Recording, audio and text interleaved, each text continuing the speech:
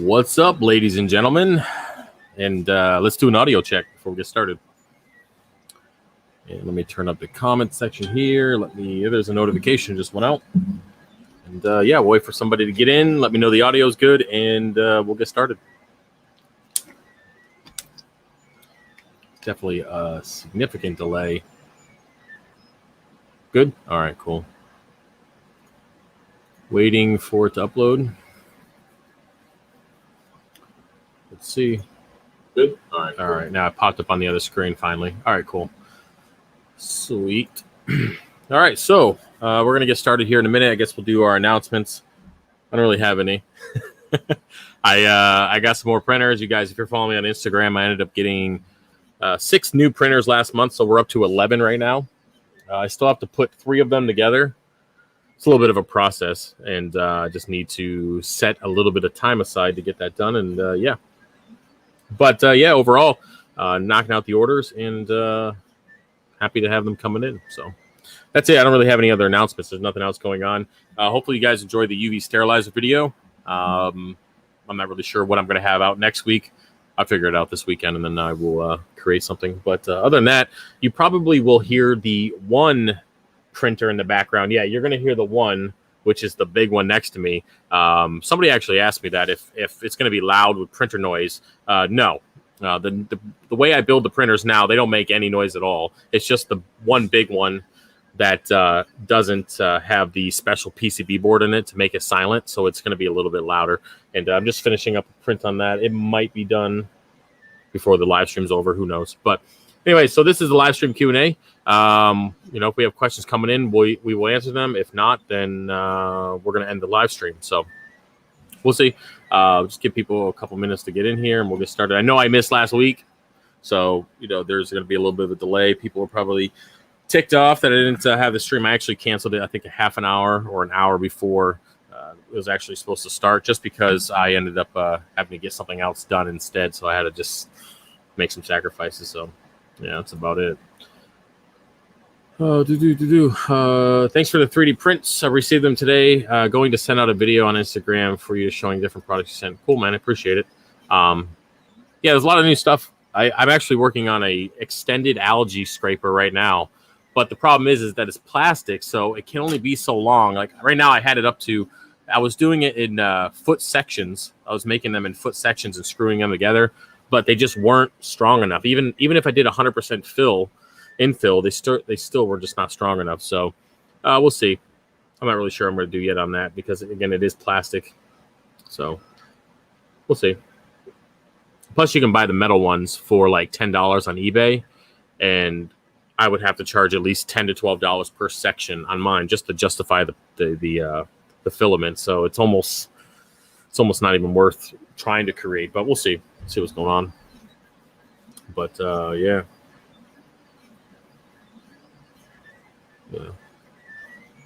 Just looking at this, I'm refreshing my chat here because it looks like I have chat coming in after Rogue Aquariums. I have Glenn, but then on my other chat, it just stopped at Rogue. There's nothing there. So I have to reset that real quick. I'm not sure what's going on, but yeah. Are you going to do a flow meter for the flow, the calculation on UV? No, I just did the calculation with a 1 gallon jug. That's all. No flow meter. Not really looking to invest any money into that. I just do an estimate with the 1 gallon jug. You do the math on that, and then see kind of where you're at, and that's kind of what I'm at. I'm at 1,000 gallons right now. I'm supposed to be around 2,000, but it's good for now. I mean, the tank looks clear. There's no issues. Dino's not popping up. Nothing like that. I shipped out quite a few core orders this week, and my nutrients are a little low, but I haven't seen anything pop up. So it's working. I will do an update video here in the next couple weeks on that, so we'll see what's going on. So what's up, everyone? Welcome to the stream. We're going to see what's going on here. And yeah, so, but yeah, I'm just trying to figure out what I was going to do for a video next week. I was thinking doing a little bit more of a beginner. Somebody was asking about different fish, recommended fish, and all sorts of stuff, but I feel like I've seen those videos all over the place. So I haven't decided if that's something that I want to do. Because if there's a bunch of other YouTubers creating the same content, I mean, what's the point of me doing it when you could just go watch somebody else's stuff? So I know it sounds kind of weird, but there's no reason to make the same videos over and over again. But yeah, so it looks like I'm going to give it about 2 more minutes and see if any more questions come in. And if not, I'm gonna go out and do some other stuff.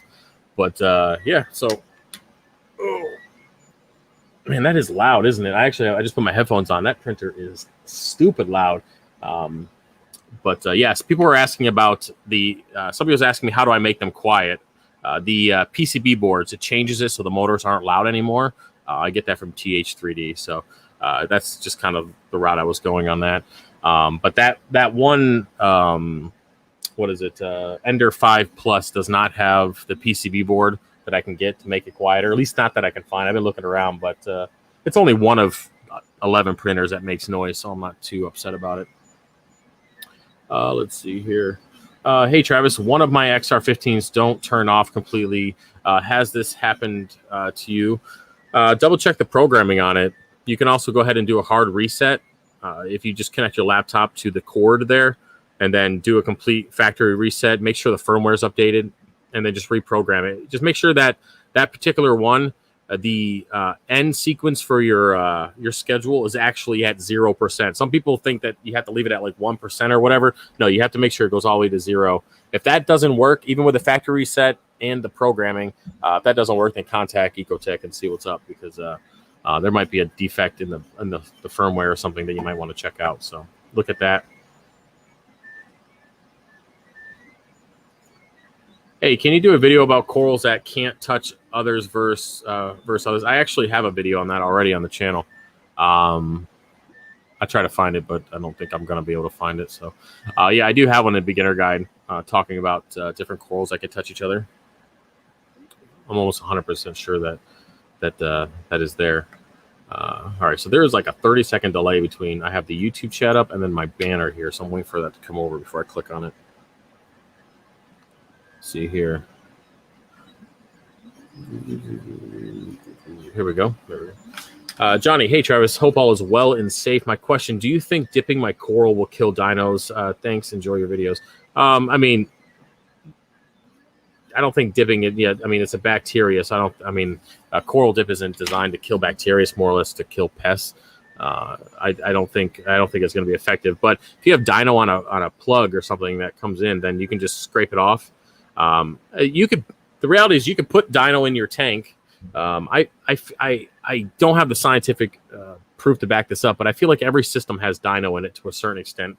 It's when the balance of good bacteria is and the dino itself is off. So when you have a lot of good bacteria in your tank, and your tank has got, and the good bacteria is there because of the elevated nutrients, or the nutrients are in an appropriate zone. So it allows you to have beneficial bacteria that overtakes and consumes and outcompetes the dino. I wouldn't say consume, but I guess just outcompete the dino. So what happens is when you say you drop to 0 nitrates and phosphates, there's not enough nutrients in the water column to keep the beneficial bacteria alive that outcompetes the dino. So that bacteria eventually starts to die off, and that's when dino comes through and it starts overtaking. If you get a coral or a plug that has dino on it, and your system is stable, and you have appropriate nutrient levels and no issues with it, I don't think dino is going to be a problem. What you can do is during the dipping process, you can go ahead and take a toothbrush that you obviously didn't put toothpaste on, but if one of your fish tank toothbrushes, we all have them, and you can just scrape off the plug and you'll be fine. Or you can cut the coral off the plug and glue it on another plug. But I wouldn't worry about it too much unless you're sitting at 0 nutrients, and at that point you probably shouldn't be buying coral anyways, because you're just going to stress them out. So just something to think about on that. Sounds like the Star Wars in the background. Yeah, it's I don't know how much time I got left on that print. Let me see how much time I got left on that print. I got 40 minutes left on it, so that's not going to happen. Yeah, so it's not going to be done in time. So yeah, it's going to be up for the whole stream, unfortunately, but hopefully it's not too bad.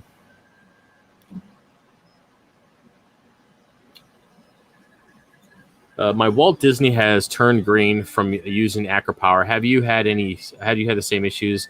Any other brands of trace elements you can recommend? Nope, haven't had any issues with AcroPower. AcroPower is just sugar water, basically.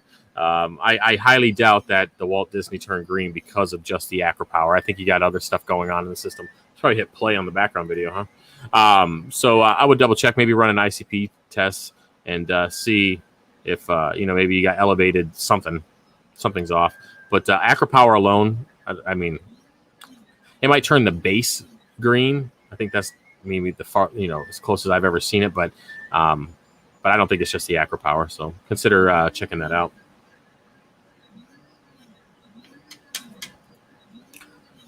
Reef and Chill. I keep my alkalinity at 8.0. I use a Red Sea Coral Pro until now, which has alk of 10.5. I've made the switch to Fritz Blue Box, did my first water change, and all of my parameters are closer to my tank. Yeah, I've never used that particular brand, Red Sea Pro. I do know that there's another bucket of Red Sea that you can get. I don't know if it's Pro. It might be a different one from Red Sea, but that it doesn't have this high alkalinity level. I could be wrong on that, but I'm pretty sure they're just like Fritz. They have the blue box and the red box. I know the red box has higher alkalinity for people who don't want to dose, that do more frequent water changes to keep that alkalinity stable. So I'm almost positive Red Sea has the same thing. But hey, moving over to Fritz was a good idea.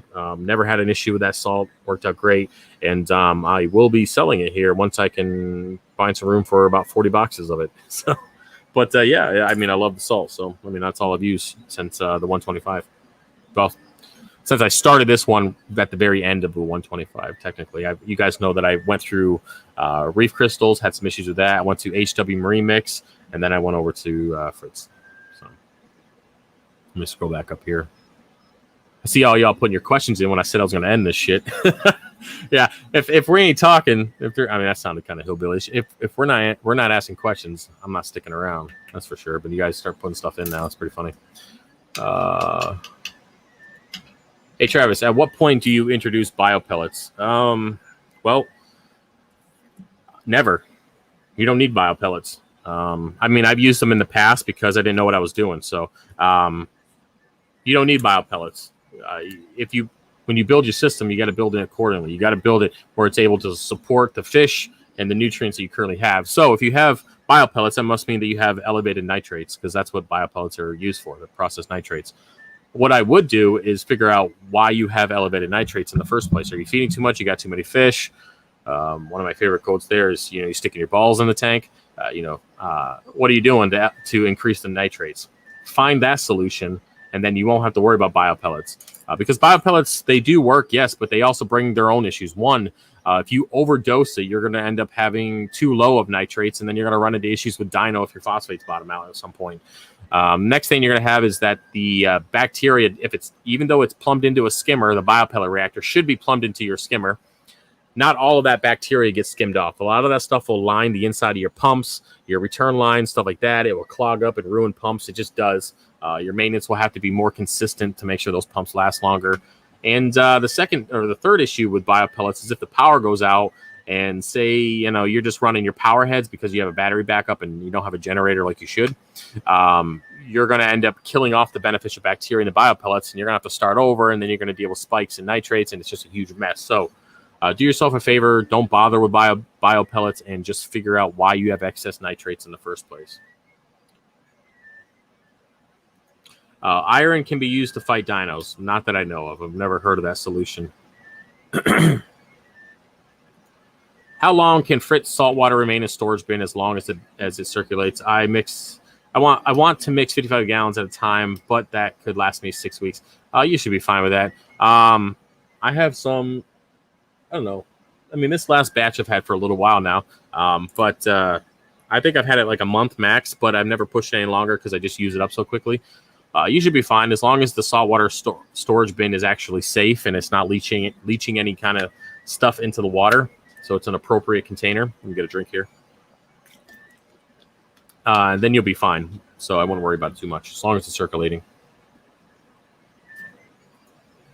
I just found one Aptasia in my home Frag tank. How long should I wait before adding any to my main display? Oh, okay. So you found one. I thought you wanted to add the Aptasia to your main display. I'm like, what are you talking about, man? I just found one Aptasia in my home frag tank. Okay. How long should I wait before adding any to my main display? So is this frag tank like a quarantine tank for corals, I'm guessing? Yeah.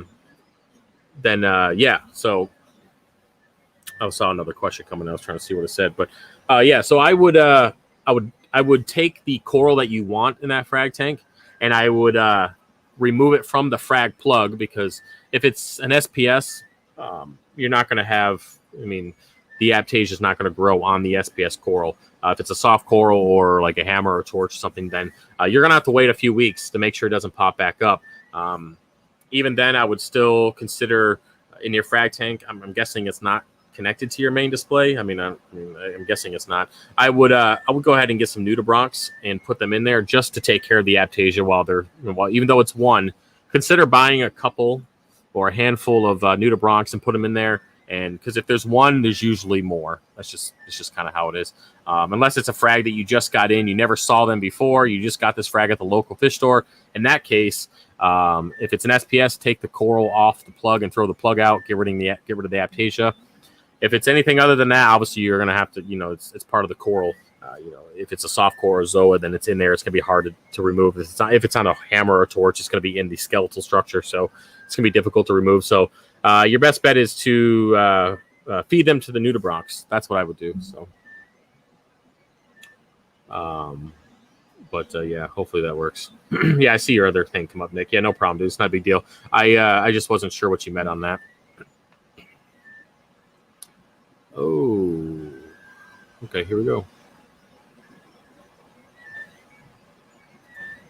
I just wanted to say thank you. I've received my filter sock holder, my 5-gallon pail, and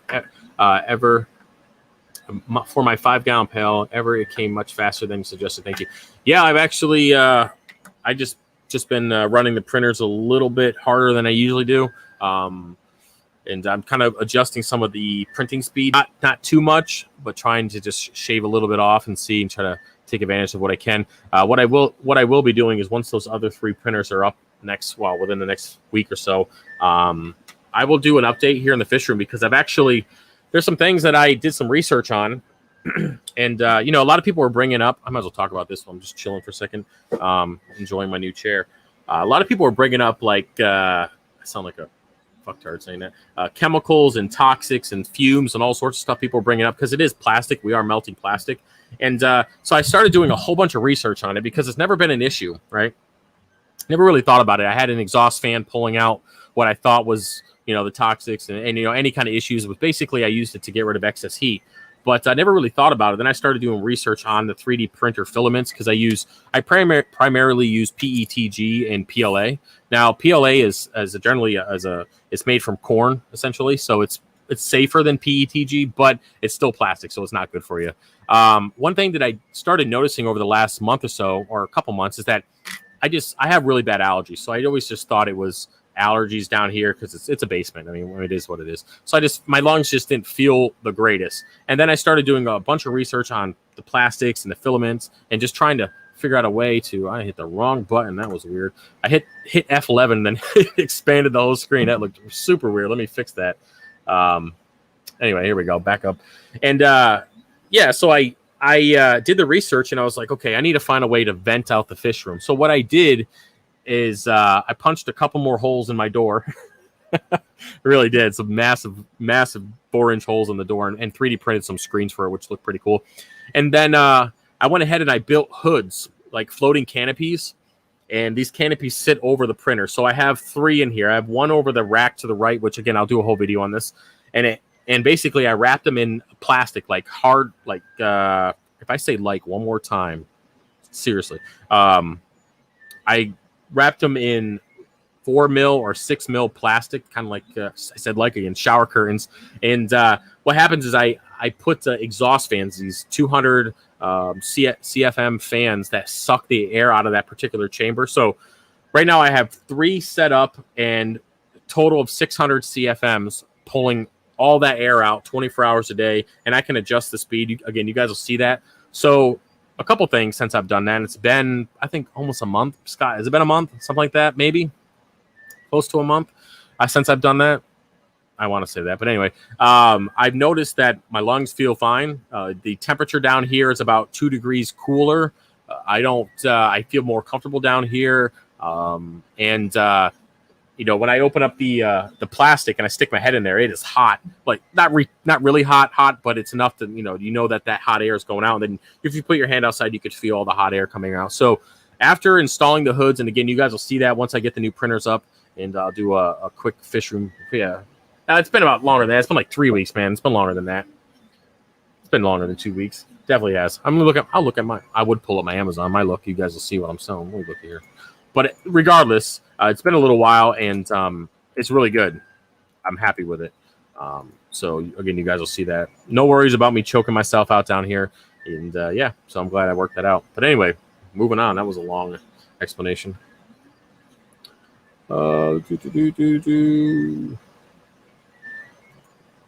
Hey, Travis, thought of bacteria in a bottle for starting up a tank. Will you be curing your rock for a few months and adding bacteria in a bottle next build? All right, so on the next build, I'm not going to be curing the rock outside of the tank. I am going to go with like a reef saver type of rock. Not going to be going with Pucani, mainly because I can't find it. It's just not an option for me. And I do not plan on using any of their rock from this previous system. Just not going to happen. So I'm going to go with a dry aquascape. So we're going to get inside the 1000 and we're going to build it and make it look pretty or however I think it looks pretty. And then going to fill it up with tap water, add my salt, which will be quite a bit of salt, and let it run for probably 3 or 4 months. Just no lights, no nothing. Going to have the main display obviously connected to the 300 upstairs. That's going to get re-aquascaped with new rock. And then all my fish will be in quarantine in a separate tank. I'm going to be putting them in a 75-gallon, a couple 75-gallon tanks, and that's where they're going to stay for quarantine for those months. And basically, I'm just going to let the tank run. I am still going to have my frag tanks connected, but they're not going to be filled up with water. There's no reason to have them have any water until we're ready to start that whole process. So I'll keep those empty. And I'm just going to let it run. I probably will do the shrimp method because I've used that in the past and I've been pretty successful. But it doesn't hurt to add like aquavitral seed and stuff like that with the beneficial bacteria, which I do add that stuff now. So I probably will add it during the cycling process, but I do tend to stick to the shrimp in a mesh bag kind of thing. I just like that method. It's slow. It takes time to break the shrimp down, and that beneficial bacteria really does grow. Of course, there are 100 different ways you can do it. That's just my preferred method. So the new build, there's going to be a lot going on for all of that. So it's not going to be a quick process. It's not going to be like the 300 where I just did a 3-month cure, got the system up quickly, waited a month, and then just loaded it full of SPS. The way the new build has to basically progress is that it's my forever tank. So my decision making on my aquascaping has to be perfect. It has the placement of corals have to be perfect, and of course my quarantine procedures have to be even better than what I have now. Not only for fish but for coral and inverts. It's going to be a very strict, time-consuming process. But I need to make sure that everything that touches this tank is perfect. That way, I could finally be 100% pest-free and not have fermented snails. So so it's definitely a process and something that I'm actually considering on the new build not even having a cleanup crew to a certain extent. I do have some very big Mexican turbo snails that I've had for about 4 years now, and they're gonna have to be in quarantine for quite a while to make sure there's no fermented snails or anything on them. I don't see any on them now, but there's always that chance. With this new build, there is no second chances. So it's just, I got to be careful. So, I kind of answered that question. Went from bacteria to everything on that one. My bad. Let's see here. Oscar, I recently purchased a powder blue tang, powder brown. I think that's why they call what they call. I currently have them in a 20-gallon QT. They are about 2 to 3 inches. Can they be fine a QT for? Or move them to 75. They'll be fine. If they're 2 to 3 inches and they're a 20-gallon, that's fine. And if you only have 2, you're fine, man. That's not a big deal. Nope. Just keep an eye on your. I would test your ammonia. I don't know what you have if you're putting copper in there or anything like that. Just be careful on the feeding. You don't have to feed every day, and you don't have to feed a lot. With fish like that, you can get away with feeding every other day, just a pinch of food, just enough to keep them going and keeping them healthy. But you don't have to overdo it. And if you do find that they're not eating all the food, make sure you remove it, and that way you don't have any spikes with extra nutrients or anything, any issues with that. So, but yeah, they should be fine. Hey man, can you tell me where your pumps are in the low boy tanks and size? I use Nero 5s, and they're on the side of the tank. I'm trying to get glow right, get the flow right in mind. Okay. Also, how high on the AI primes from the water? Also, you mentioned not liking bio-pure or marine pure. Same thing. What are your thoughts on Brightwell Aquatics blocks? 2 different bricks. Okay. All right. So the AI primes are not on any of the low boys. I don't have any AI primes on my low boys. I have Kessel A360Xs and I have XR15s. My AI primes are over the 40-gallon shallow reef. Now those are, I'm looking here, they're about 11 inches off the water, and I have 1, 2, 3, 4 of them on a 4-foot tank. Okay, so and if I would not use AI primes on a low boy. I just wouldn't. So they just don't have the spread or the power that I'm looking for. I would not use them on a low boy, at least not for my SPS coral. They might be fine for zoas and shit like that. But okay, next part of that question. You mentioned that you're not liking marine pure. So yeah, I don't like it. Never used anything other than marine pure as for that stuff. I used marine pure for a while. It didn't work out, and I never moved on to anything else because I just didn't feel I needed to. So I don't really have an opinion on the other blocks. Hey, Travis, 180 is looking a lot better. Sand is white. Dino is retreating. Thanks for your help. Yeah, I told you, man. I know you were stressed out. You were emailing me, but I knew it was just a phase, man. Sometimes I got to leave you out there for a little bit. No, you're fine, man. It was just part of the process. When you're removing all that, the skimmer is going to get pissed off for a while. It just takes time, and if you stay consistent with it, as you can see, it goes away. So yeah, sorry, man. It's just one of the lessons that you're learning through the process. That's how it is. How is the new UV working out? It's working out pretty good. I like it, actually. At this point, I've shipped my usual amount of coral every week. My nutrients are a little low, and I mentioned this at the beginning of the stream. And I haven't had any dino pop up. And the water is crystal clear, for the exception of the glass. It's really dirty. I'm actually working on cleaning that with a new scraper that I'm building, so I'm kind of leaving it dirty for that. But yeah, I'm happy with it. The flow rate seems to be okay, even though it's about half of the recommended. But the water's crystal clear, and I don't have any issues. And like I mentioned in the video, the only reason why I used it was for the clarity of the water and for dino. And since I don't have any dino now, and the water's clear, I feel that it's doing its job, so I'm happy with it. Again, there will be an update on that in the next few weeks. So look forward to look for that video. Yeah, actually, YouTube's been pretty decent with me. I'm actually thinking about starting to put a little bit more content out. My usual stuff I haven't been getting flagged, and I haven't been getting any kind of demonetization. Everything seems to be better.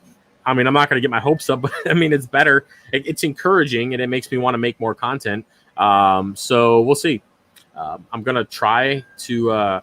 I'm actually taking this course, so I can't say this. It's the. I'm trying. I can't say I'm trying to make time. I will make time, one way or another. So I'm actually. What is that website I'm on now, Scott? What is that website that I've been doing my classes on? Yeah, Skillshare. Yeah, Skillshare. So I'm doing some productivity classes right now, and I'm doing some other stuff. I'm trying to. This is the way I'm looking at it. I'm at the point now with my business that I'm very stressed out. Obviously, if you guys have been here for a while, I used to put out a lot of content. I might as well just talk about this for a minute. I put out a lot of content before. It was many videos per week, and I really enjoyed it, okay? The reason why I stopped doing it was because I was getting flagged, a lot of just baloney with being demonetized, and it just wasn't worth being myself and just wasn't good on the platform. So I kind of took a break from that, and then I invested more time into my business. Now, the thing is that there's only so many hours in a day, right? So I try to fit everything in and organize everything and get everything done, but it never I never got everything done. There was always something else to be done. And I kept on getting stressed out because I was like, well, I got all these projects. I got all these meetings and Skype calls and phone calls, and I got all this stuff that I got to get done. Oh yeah. Oh, I got to get all this inventory done, and I got to get all this. And, because I am a one-man show, with the exception of a packer, is pretty stressed out. So I decided to, one of the channels that I was watching, offered me the 2 months of free for Skillshare, and I've been taking classes on that, and one of them is being productive. So I've been trying to think of things differently and trying to approach things differently and not procrastinate as much and hold off things and not let my feelings get ahead of me doing things. And that's been the problem, is because if I know that I need to create content, I know that it's going to be beneficial for you guys and for my channel and for my business, but my feelings and the reason why I've been procrastinating is because I feel like I'm not, I wouldn't say appreciated, but my content is kind of getting bumped because I just don't fit a certain quote unquote PC criteria that the community is looking for. So it just it was very discouraging. But I know, the point is, going through these classes has kind of helped me get a different mindset. Well, hopefully, I'm not done with the class yet. We got to wait, or the class is, and hopefully I'll be able to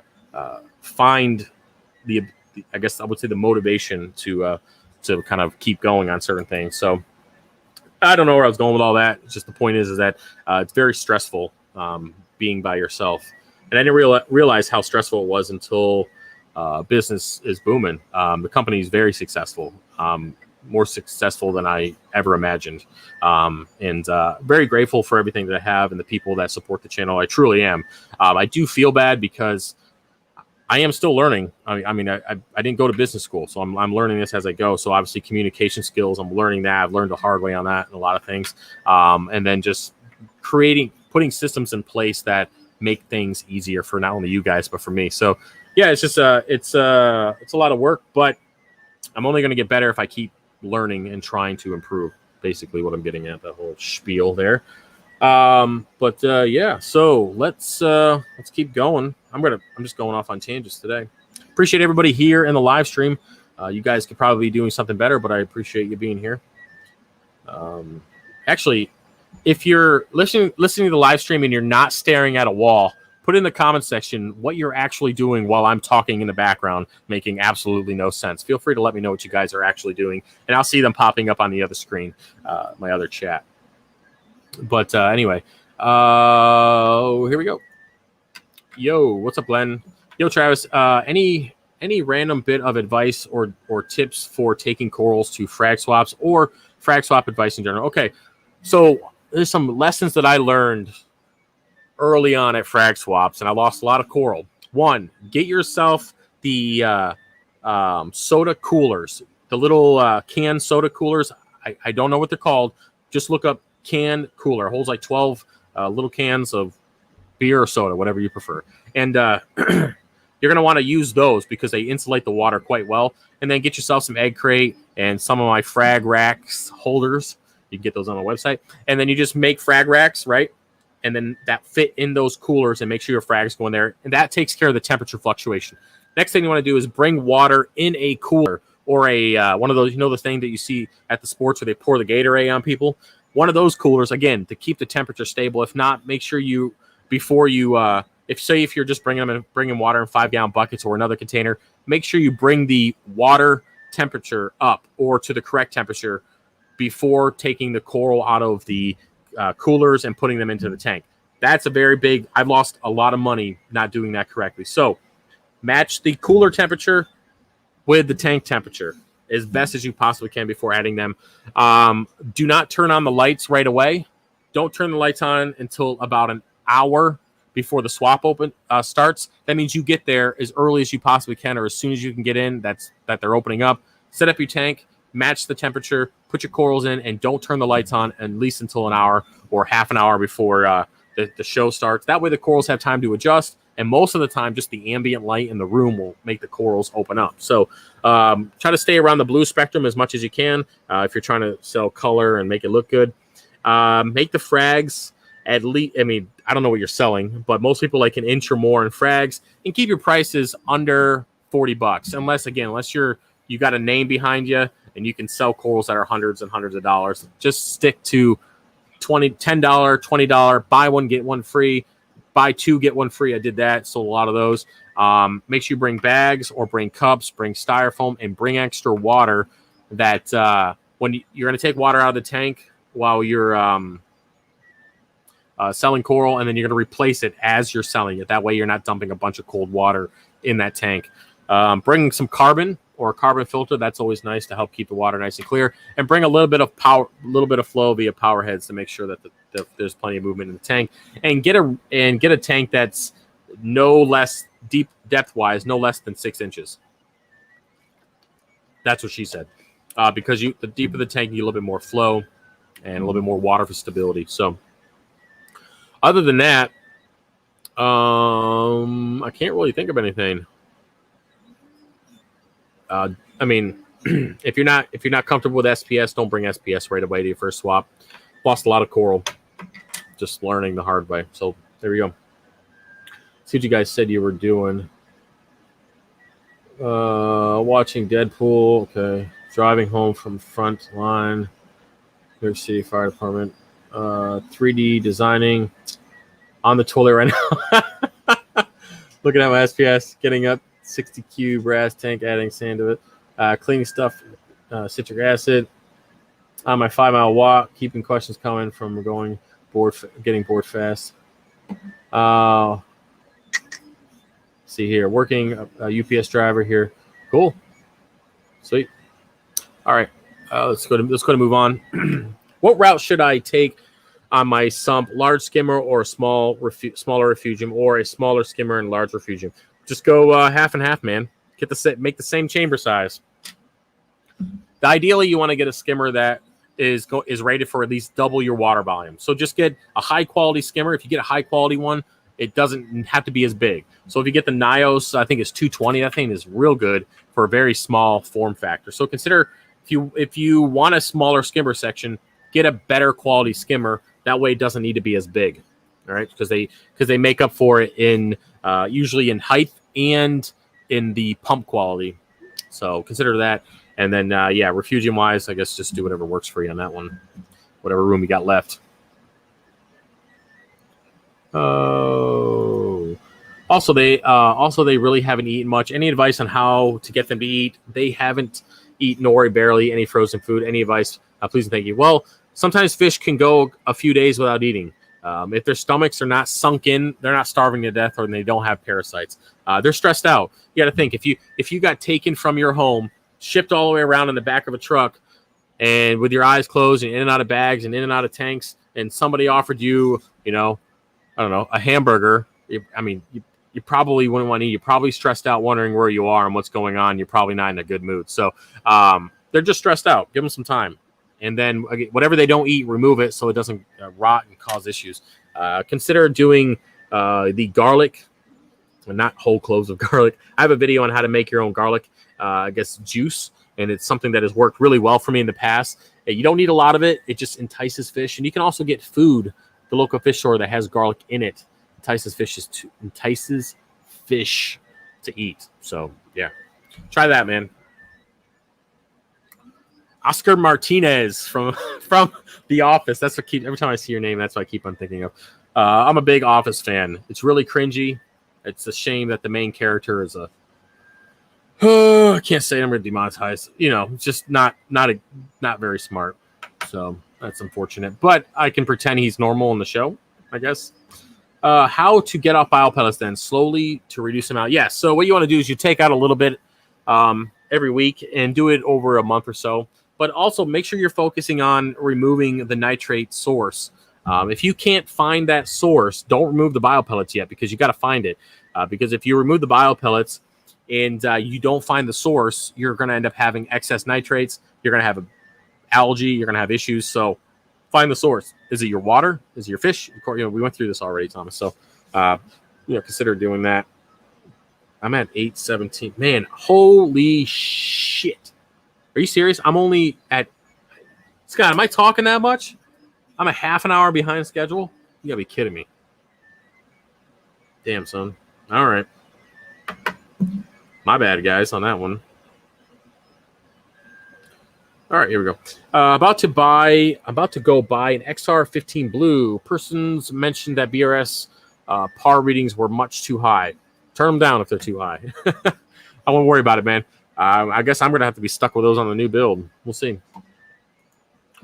Hey, brother. Hope all is well. We are looking to set up the water change station. I got a 7-stage, 200-gallon per day RODI system from BRS. Can you tell me when you got your RODI? Can you tell me when you got your RODI water tanks from? Where you got them from? Sorry, did I read that wrong? Okay. I'm trying to look at local Florida, and I got mine from a chemtainer factory. That's the best I could tell you, man. They're in Lancaster, Pennsylvania. No, they're out towards the Gap. Sorry, and it's a chemtainer. So maybe Google chemtainer and find them that way. So that's probably the best info I can give you because they might be nationwide. I'm not sure, but yeah, Google chemtainer.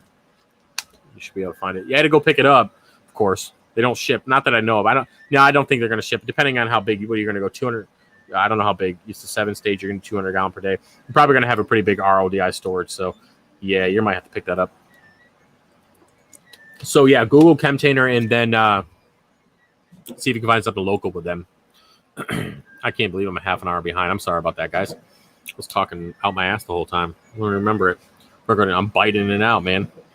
Anyway, you ever messed with a sulfur reactor? I have not because my sharks and fish I have high nitrates and also feed them a ton of stuff. I have a Fuge, but doesn't do the job or just didn't. Not big enough. Okay, so I never used one of those before. I've heard about them, but I've never used one. In that case, I mean, obviously sharks require a certain amount of food, so they probably don't, kill each other or the other fish. So I don't really know about those types of setups. Maybe biopellet reactor would be something that you could consider because I don't know your setup. I don't know what they require. I've never had a shark. Okay, so I don't know if you have to feed them, babies every day. I don't know what you got to do to keep them happy. But if you can't get the nitrates down, you're going to have issues with that. So consider maybe a biopellet reactor might be something that you could get away with that kind of setup. I don't know I doubt you have coral in a shark tank, unless you're one of those guys say I have sharks, and then they're like, the people who have freshwater tanks and tell you they have sharks, but you come to find out it's like this 1-inch little weird looking thing they call a shark, but it doesn't have anything to do with a shark. I doubt that's your case, but so maybe a biopellet reactor might be something you can consider maybe doing in an external refugium with a lot more macroalgae. Consider wet skimming to pull out more nutrients. I don't know if you have filter socks. I don't know if detritus is a real issue in a tank like that. I'm assuming once they're done, shredding up fetuses that the pieces will have to get in the overflow. So maybe using filter socks to remove some of those parts before it becomes a problem. I don't know. I don't know your setup, but yeah, I wish I could be more help. By the way, anybody who is offended just then, that was a joke. Okay, you don't have to hit the flag button or tell YouTube it was a joke. Okay, just want to clarify that. Jesus.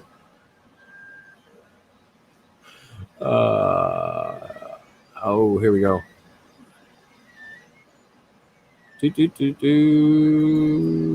I just got a resin printer, Eligo Saturn. It's amazing, but not reef safe. Yeah, I've never used one before. I've seen them before, or seen them, but I've never. How many times have I used before? I've seen them, but I've never used one. Yeah, I'm telling you, my printers now are. I love them so much. I was gonna do a live stream on how to make how I build one of them, but I don't think you guys want to chill out with me for like 2.5 hours. I do it because I put one together yesterday, and it literally took me 2.5 hours, and that was consistent. I was working the whole time, and it took me 2.5 hours from very beginning, taking it out of the box to doing my first test print. It's a lot of work, man. There's so many new. I mean, I buy a $239 printer, and I drop $500 in upgrades in it. So, they're just really nice right now. Yeah, moving on. I just ordered some of your phytoplankton. Is it normal for all the green to settle at the bottom overnight? Yes, it can happen. I did a video on phytoplankton mentioning if it does it really, really quickly, smell it and see if it's starting to go bad. But usually, I mean, the one I have in the fridge I just took out 2 days ago out of the container. It settles overnight. Now, if it settles and it's still a little green in the bottle, you're fine. But if it settles and it's like pure white, like it looks like just like water, then yeah, the culture is not doing very well. And consider using it up before it gets to that point. And make sure it's not getting frozen, not getting frozen. Make sure it's getting enough coolness, but not like at the top of the fridge where it can freeze. That might be an issue over time. Speaking of that, I have that sample. Remember when I did the video, I mentioned that I put a sample of phytoplankton in the freezer? Well, I just found it in the freezer when I was moving that freezer upstairs yesterday. So we're going to do a video on that soon. I got to thaw it out and see if the phytoplankton is still alive. So it's been how many months since I've done that? I told you guys I'd do an update on that. So I'm going to thaw out that phytoplankton. I'll do a video and see if it's still alive after being frozen for all those months. It'd be pretty cool if it is. To answer the question. All right, so Jake, what bacteria do you dose? Well, I dose Sundays. I dose Dr. Tim's EcoBalance, and then Wednesdays I dose Aquavitro Seed. Those are the two bacteria I dose on a weekly basis. I kind of shied away from it, and then one of my friends, Nick, said that he uses it and he's seen some pretty good results. So I was like, hey, well, I want the beneficial bacteria anyways to help outcompete the dino because I'm dealing with, it's something that I used to deal with consistently with my nutrients being so low. But now it's not an issue. I don't have any problems with it. Seems fine. Can the Fish of Hex Rainbow Millie be purchased? Can't find it. No, it's gone forever. Gone. The whole colony's dead. Got shaded out and died. It's gone. Yeah. I lost both of them. I lost the Fish of Hex Millie, both of them. I had two of them. Remember the one in the 125, that beautiful one? That's actually in this picture right now, the middle top rock structure. The middle right top, that's used to be a rainbow millie. Gone. The whole colony's gone. It got eaten alive by another coral. And then the one on the middle left rock structure in this video, right where the fox face is, right below the, about halfway there, that's another rainbow. It was a different one.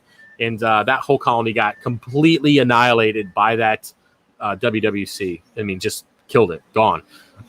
So yeah, Fish Effects Rainbow Millie is non-existent. That will no longer ever be available. So if you have one and it's alive, well, congratulations, because I don't have any more. So it's a real bummer. And one of the things that we take as lessons learned on setups. And yeah, the other thing that had to be removed recently was the Fish of Hex Crown of Glory. That beautiful acro. I only have 4 or 5 frags that left. I actually grew some, cut it. I cut what I could of a colony, spread them out, and because that colony got overrun by an encrusting Montipora, believe it or not. It was actually a green one that was in the way back of the middle left rock structure. Didn't know it really was there, and it grew up and just wiped that colony out. So when I mentioned before that I'm not going to have Zoas, LPS, encrusting Montiporas in my next build, I truly mean it. Not going to happen because I lost one of my best sellers, man. I lost a lot of money on that. So it's not so much the money. I don't really care about that. It's the fact that I lost the whole colony, and it's very, very frustrating. Is that a wiener and a donut? Can anybody translate what a wiener and a donut or a eggplant and a donut mean? I need translation. Somebody put it up so I can see. Man, I'm totally confident on quarantine for fish and coral. That's cool. I'd still be interested to know what the hell the eggplant. I know when I send eggplant emojis to people, you guys know what that means, right? Yo, about to get it on, okay? So I'm not really sure what the donut is. Do you want the eggplant in your donut? I hope not. I mean, you can. I mean, if you choose to do that, that's your prerogative. I don't care if you want eggplants in your donut, but yeah. Translation, anybody. And bare bottom is your name, so that makes sense. Moving on. Travis, did you ever put a mandarin in your bare bottom? No, I did not. I never got to it. It was on my list, and I never did. Life found a way. I never got to it. I'll probably put one on the next tank. I'll actually probably put one in my LPS tank in the next build. You guys know that I'm setting up a separate tank just for LPS and soft corals because I need a home for that big old Lobo. So, yeah, I'll probably put one in there. There'll be sand in that tank. So, yes, guys, I will have sand in a future tank, believe it or not. So, I'm looking forward to it, actually. I really am. I'm really just looking for a stress-free tank. All right, it's going to be 112 in my area this weekend, and my tank is in my garage. Imagine if I had no chiller. Yeah, you'd be having some problems, man. Why is your tank in your garage? Is it? I mean, do you sit in your car with? I mean, hopefully you turn it off. Do you just sit in your car and look at your tank? Why is it in your garage? Just wondering. All right, Ben, if I have phosphates at 0.03 and my nitrates at 3, should I be keeping ALK lower than 8? Some SPS getting burnt tips. No. I mean, I don't. I mean, mine are lower than that. And my alkalines are like 9.5. So I don't have any problems with that. Your burnt tips might be your light is too high. Consider that. Ooh. Oh, it did. Oh, my God, it ended. How long have I been talking for? Holy crap. So it should be quieter now the printer stopped. But yeah, consider looking at your intensity. But yeah, your phosphates should probably be a little bit higher. That's kind of low. 0.07 minimum. Try to stay at 0.1 if you can. Your nitrates are also a little bit low. So I'd focus more on getting your nutrients up before making any of the adjustments with your alkalinity or your lights, just because those are a little bit more controllable, and they won't have they won't have such a significant impact. Other than, if you start dropping ALK and shit, you're gonna have problems. So yeah. But all right, trying to get down here. I'm passing up some of the stuff I've going through.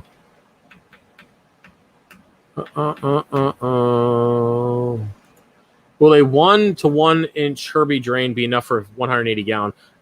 Yes, it will be. Just make sure you have an appropriate return pump size. So you're not going to want to put in like 5,000 or 6,000 gallons per hour through that. So just make sure you can. I think there's a calculator online somewhere you can put in the plumbing size, and you can get an estimate on what it's going to be. But yeah, that should be fine. Just be careful on how much you put through. If you really want turnover, put more power heads in the tank. If that's what you're looking for. So I don't want to worry too much about it.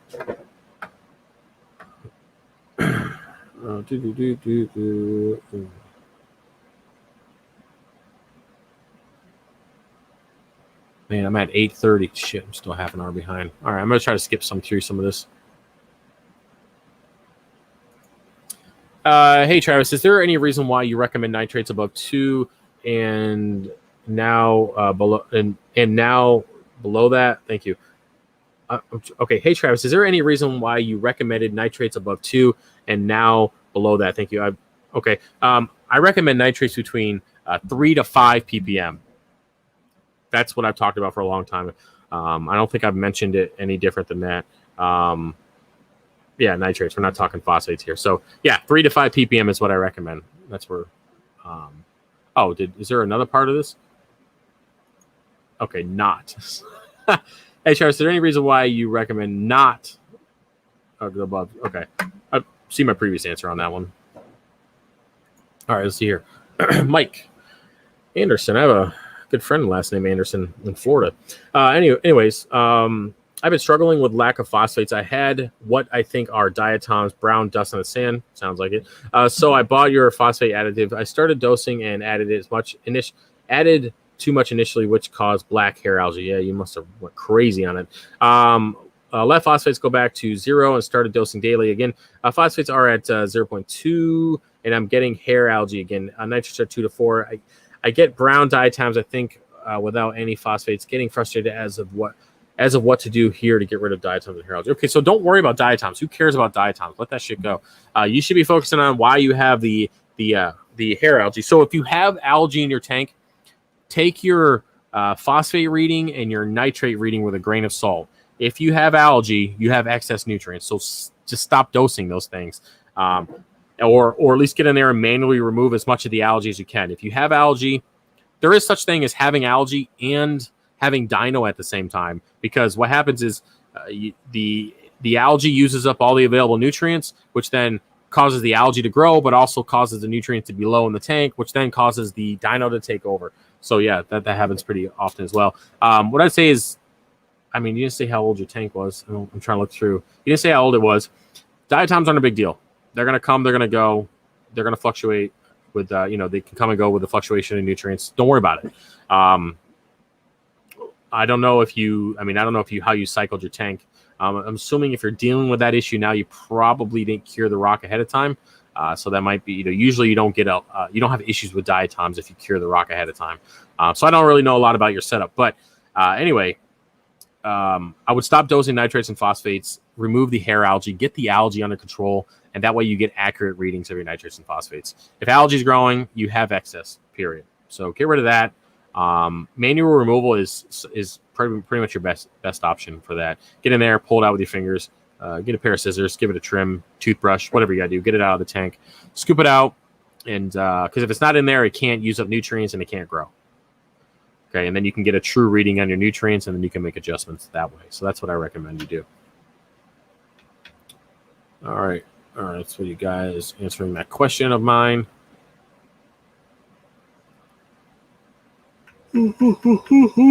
Freaking yawning already. We're going to do a few more minutes. I'm going to peace out. I got a couple things I got to get done before I try to go to bed earlier. That's one thing I got to do is try to go to bed earlier. I usually hit the sack around like 12:30 in the morning, and then I get up at 6 bright and early with kids. So you do that every day for a year, you kind of you start having problems. So yeah, try to get this done. I just went all the way down to the bottom. Of course I did.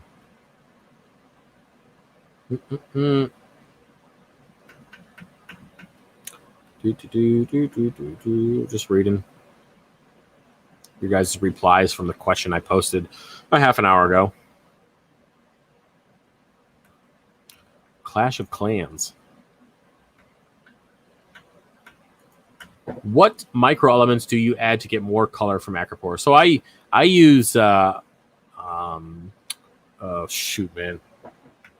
Well, I have a whole list of things that I use, so I don't want to get into too much. So when it comes to coloration for acropore, it really comes down to your nutrients and your lighting. So you don't have to dose anything in particular. I know people who don't dose anything but a calcium reactor, and they have beautiful acropore. So they're not dosing fuel. They're not dosing acropower like I am. They're not dosing potassium or anything like that. They just use a calcium reactor. They have good lights. They have good flow. And they have good nutrient control.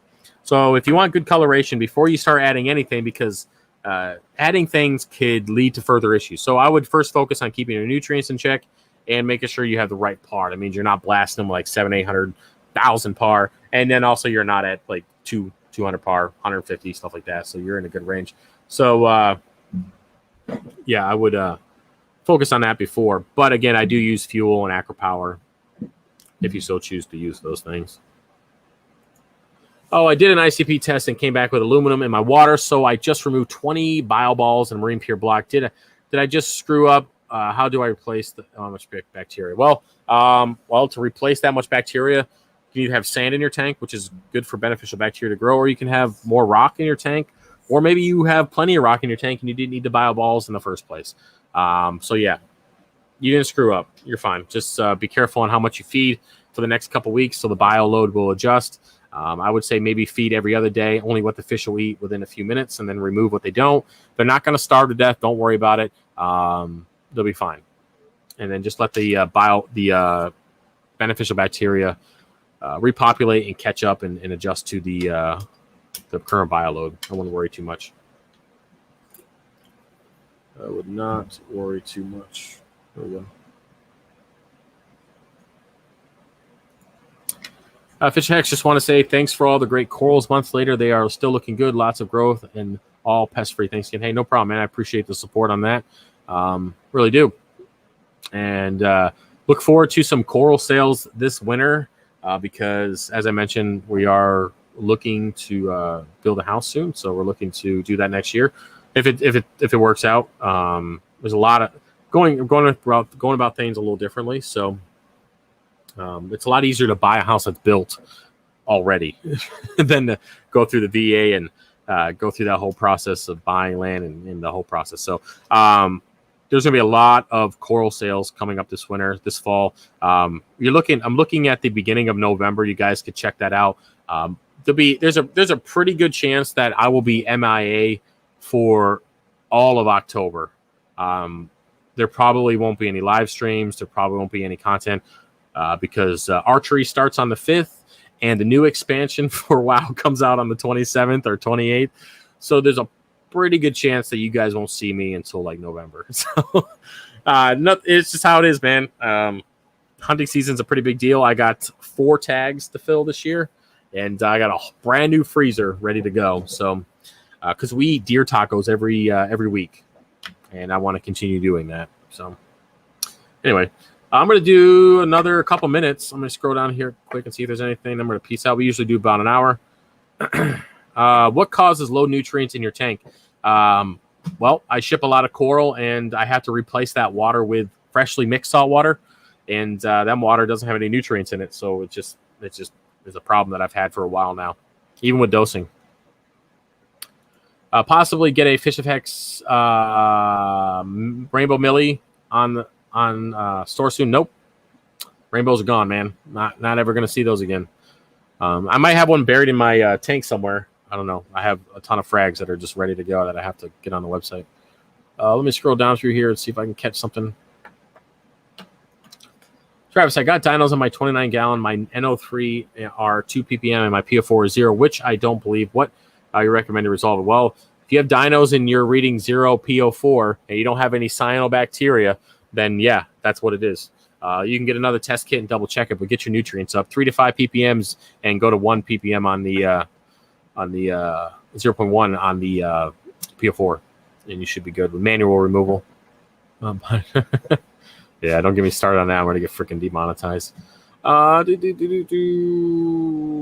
Okay. There's still a ton of stuff.